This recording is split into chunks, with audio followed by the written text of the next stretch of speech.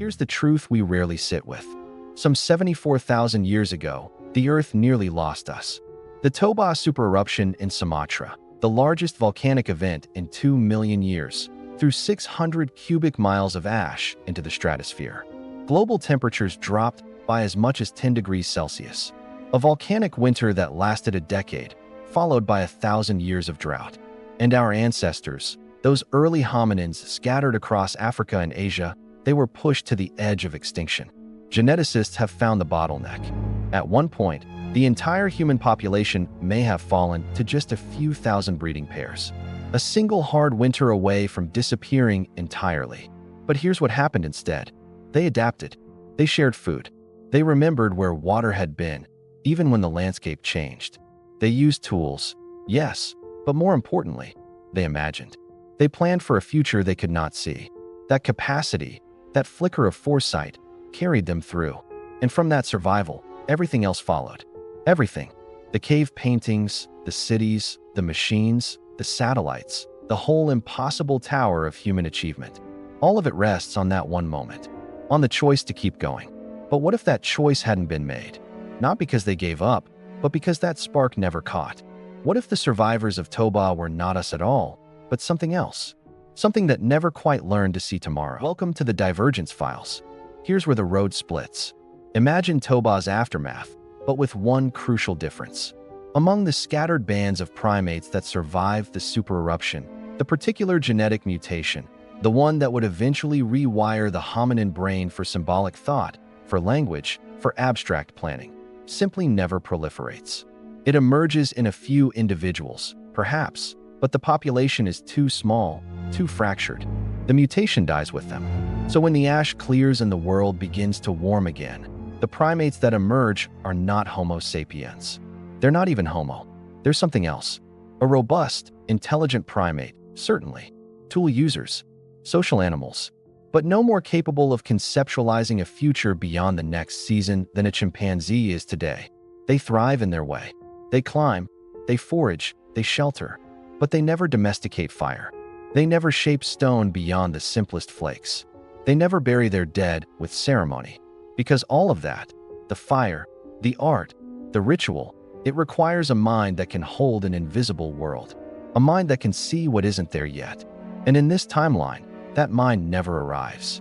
The divergence is not a catastrophe. It's an absence, a door that never opens. And the world, for the next 74,000 years, just keeps turning without us. 74,000 years becomes 7,400, then 740. The first centuries after Toba, and the pattern is set. Without the cognitive leap, hominin populations remain small. They follow the same rhythms as every other primate: birth, feeding, migration, death. No agriculture, because agriculture requires planning across seasons. No permanent settlements, because permanent settlements require a shared story about why staying in one place matters. And here's where the ripple becomes visible. The megafauna of the Pleistocene, the mammoths, the giant sloths, the saber-toothed cats, they don't disappear. Not because humans weren't hunting them, but because without human pressure, their extinction patterns shift. They adapt to the changing climate, they migrate, they survive. Some of them, anyway. The climate itself, well, without agriculture, there's no forest clearance, no large-scale burning. The carbon cycle stays stable. The ice ages come and go, as they always have, but the planet's atmosphere never tilts toward the anthropogenic warming we know. The great herds still roam the steppes of Siberia 10,000 years after our own timeline would have seen them vanish. And the primates? They spread, slowly, into Europe, into Asia, but never beyond the land bridges. Never to Australia, never to the Americas. Because without boats, without the ability to conceive of crossing open water, they remain tethered to the continents they know. The world is vast, and they are small, and that's simply how it is. Now we move forward. 10,000 years. 20,000. The divergence compounds in ways that feel almost geological in their slowness. Because without human civilization, there is no domestication. No dogs, no wheat, no corn. The wolf remains the wolf. The wild aurochs never becomes the cow. And the ecosystems of the world, they continue on their ancient trajectory, shaped only by climate and competition. This is where the absence becomes visible in the fossil record.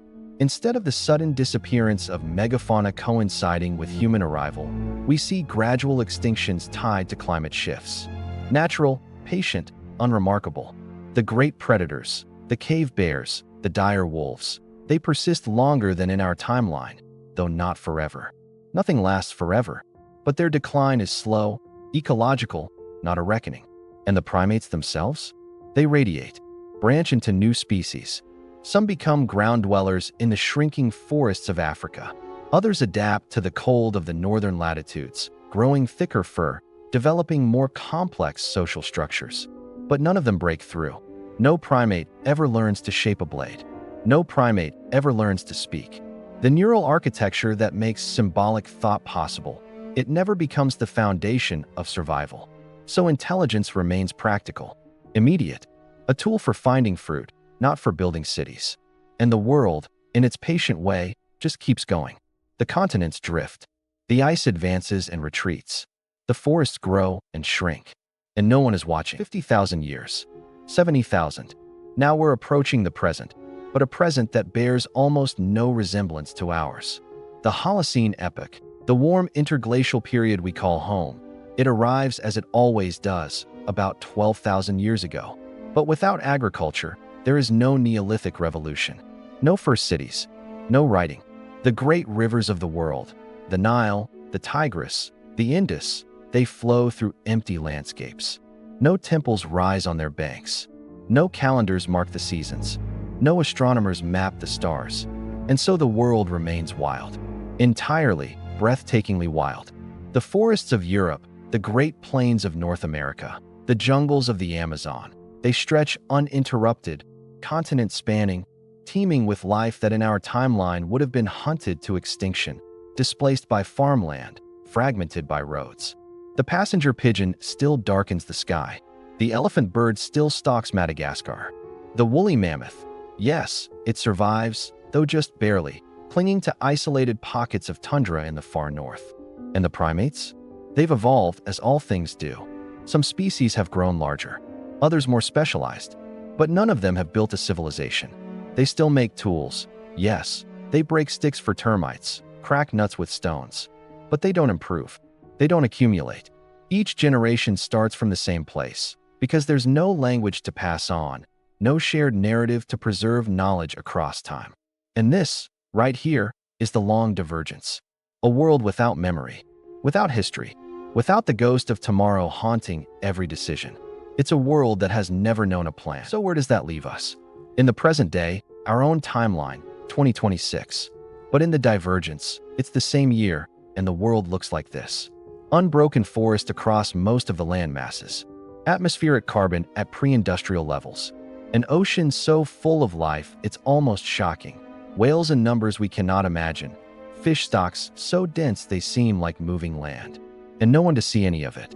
No satellites overhead. No telescopes pointed at the stars. No radio signals carrying the news of our existence into the void. The Earth, in this timeline, is a planet without a witness.